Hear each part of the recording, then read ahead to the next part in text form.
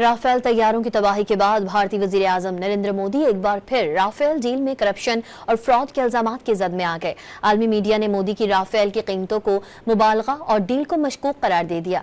मोदी ने राफेल तैयारों पर अपने खिलाफ करप्शन और बदउनवानी पर खामोशी इख्तियार की और तहकीकात को भी आगे बढ़ने नहीं दिया।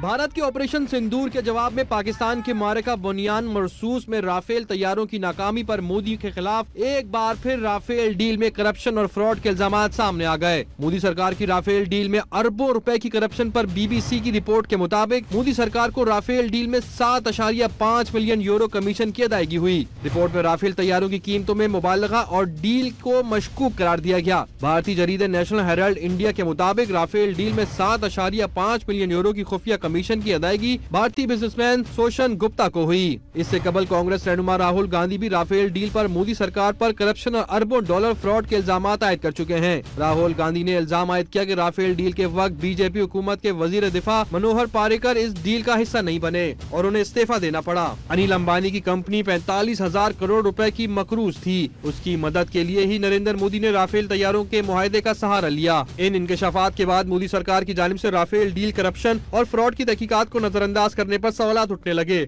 आलमी जरीदे दी वायर के मुताबिक भारत के crime bureau of investigation Modi के करप्शन और बदउनवानियों को सामने लाया, लेकिन मोदी ने इस पर मुजरिमाना खामोशी इख्तियार की। जबकि मोदी के खिलाफ करप्शन के केसेस सामने लाने पर सीबीआई के डायरेक्टर को बरतरफ कर दिया गया और मोदी ने तहकीकात आगे न बढ़ाने के लिए धमकियां भी दी। जबकि भारतीय न्यूज चैनल NDTV का कहना है कि मोदी सरकार के मातहत सीबीआई के डायरेक्टर ने राफेल करप्शन केस पर तफ्तीश आगे नहीं बढ़ाई। मीडिया रिपोर्ट्स के मुताबिक अक्टूबर 2018 में सीबीआई को राफेल डील में 7.5 मिलियन यूरो कमीशन की अदायगी के सबूत भी मिले थे, लेकिन मोदी सरकार के सियासी दबाव पर कोई कार्रवाई नहीं की गई। दी वायर ने अपनी रिपोर्ट में कहा कि इंट्रा पार्टी रिपोर्ट भी राफेल डील में 12.8 मिलियन यूरो रिश्वत का इंकशाफ हुआ। सीबीआई और इन्फोर्समेंट डायरेक्टोरेट के पास रिश्वत की मुकम्मल दस्तावेजात मौजूद हैं, लेकिन मोदी की धमकियों और डायरेक्टर की बरतरफी के बायस कार्रवाई अमल में नहीं लाई गई। दी वायर के मुताबिक मोदी सरकार ने भारत टुडे पर राफेल डील की रिपोर्ट छुपाने के लिए भी दबाव डाला। रिफाई माहरीन का कहना है कि अनिल अंबानी की कंपनी को फायदा पहुंचाने के लिए भारत ने अरबों रुपए की करप्शन करके अपनी साख मजीद कमजोर कर ली।